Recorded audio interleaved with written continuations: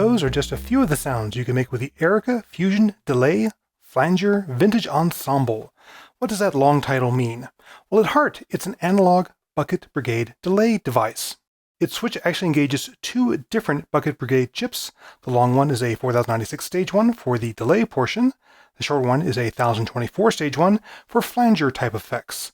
It has a built-in LFO, which is particularly useful for the flanger. And its main trick is, in its feedback path, it has tube-based overdrive, as well as a low-pass filter to colorize what's happening in that feedback loop. You can use this both correctively and creatively. You can bring in an external voltage to modulate it in place of the LFO, and you have a traditional wet-dry mix. It does have an input level control. It can take a full plus or minus 10 volt Eurorack signal. It's mainly when you get into high amounts of feedback that you can start to clip the circuit a little bit, and the input level will help control that. I'm going to start by demonstrating the delay applications, and then move over to the flanger side.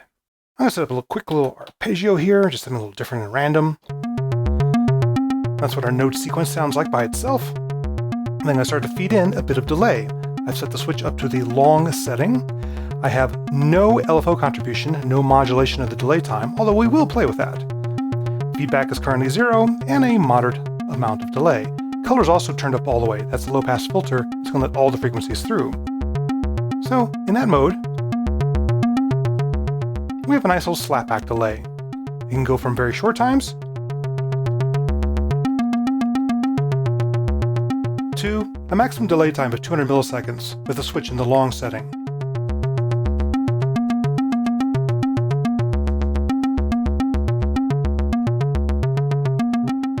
At some of those longer delay times, you can start to hear some high-frequency hiss come through, particularly on 100% wet. Fortunately, you don't hear any clock noise, which is normally a problem with bucket brigade devices, so Erica's done a nice job there. But if you want to get rid of that hiss that's normal in an analog bucket brigade delay, a little low-pass filter will cure it. But I'm going to leave it bright or wide open for now. I'm going to bring it down to a nice little slap, and increase the feedback so we get multiple repeats on the echoes.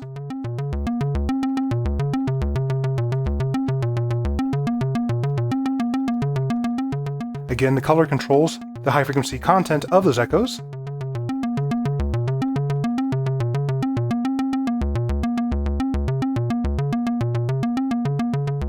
So they're a bit duller now. Just the echoes. Just the dry signal. Blend to taste. Or at the other extreme, we'll turn up color to let all the frequencies get through.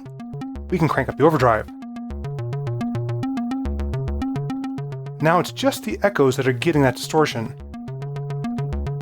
To make a little bit more clear what's going on, I'm going to turn down the feedback.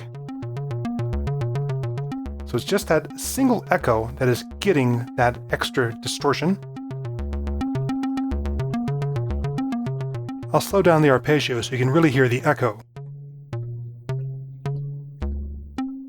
A little more distortion, and I'll turn down the low-pass filter to get rid of some of that bucket brigade device noise.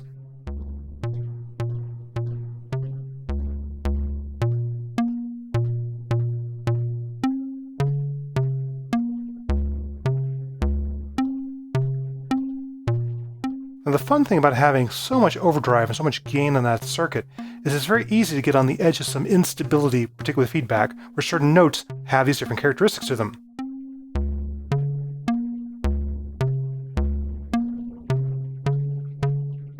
Now to the point where it's actually in self-oscillation. If I was to take the in level all the way down, it's actually driving itself now. I'll dial back the feedback and overdrive amounts to try to pull back from that edge of self-oscillation, where it's just on the edge of being in feedback, and I'll drive it with some in level.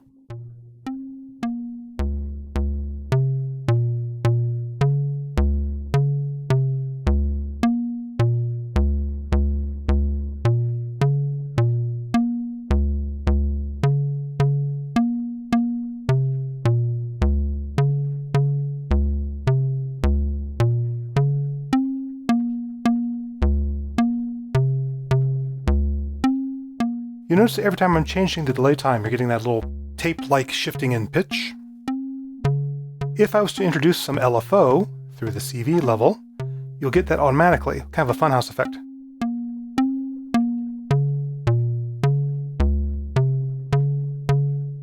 Driving the delay time with the LFO makes it sound a little bit sick, or a little bit drunken, or a bit warbly.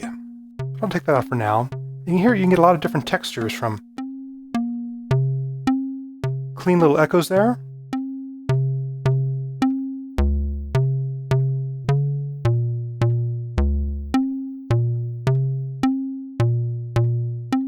All the way to madness.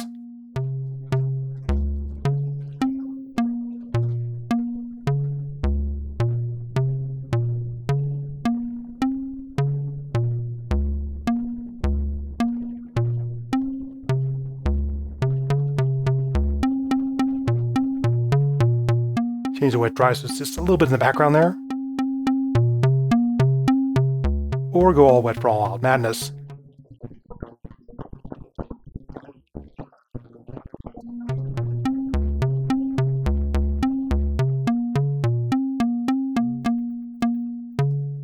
Now you might have noticed we have a bit of a stereo spread going on right now as well. The reason you hear that is that the vintage ensemble is actually putting the left and right channels out of phase. The yellow is our input signal, the green and blue is our output. Let's go ahead and get something happening here at a little higher rate. Bring up the in level. And I'll even turn the yellow channel off for now so you can see what's going on. You can see how the green and blue are out of phase with each other, and that's giving you that fake stereo effect. Won't be very mono compatible, but it works for this application.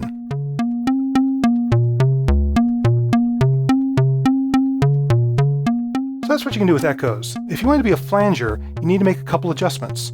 One, it works best with short delays, feedback turned up a fair amount, and you're already hearing a comb filter effect, and you will need to mix some of the dry signal in with the wet to get those phase cancellations. And then to get a little bit of LFO, a little bit of swimming motion, that's when you turn up the CV level.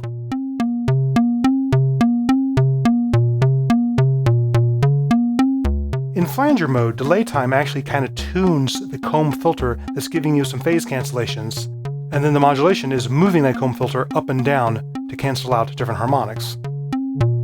So if I want to tune this particular flanger to hit certain harmonics, I play with the delay time.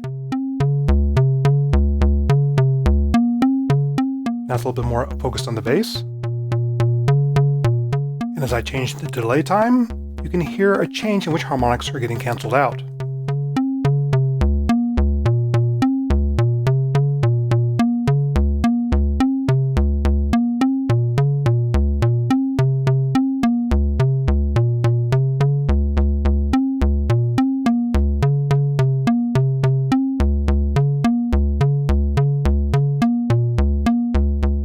Now you hear it swimming up high.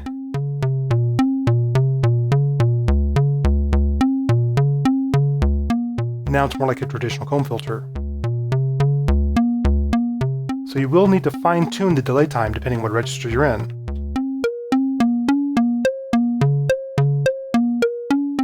You hear where that has a much deeper effect than this setting. I'll go bass.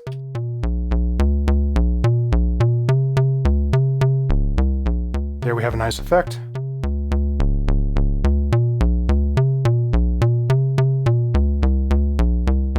Now we're moving some harmonics nicely.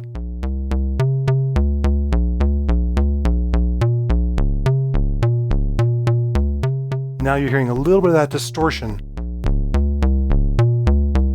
If I want to clean that up, I pull back the input level. But if I don't want it clean, that's when I start introducing overdrive.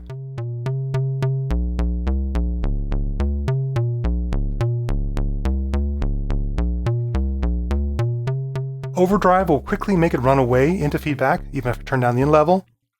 Here's already in self-oscillation.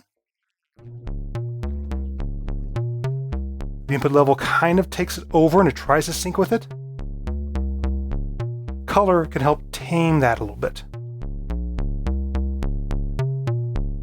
Now we just have a kind of a lower growl compared to the input signal in the mix. but I can go completely crazy as well.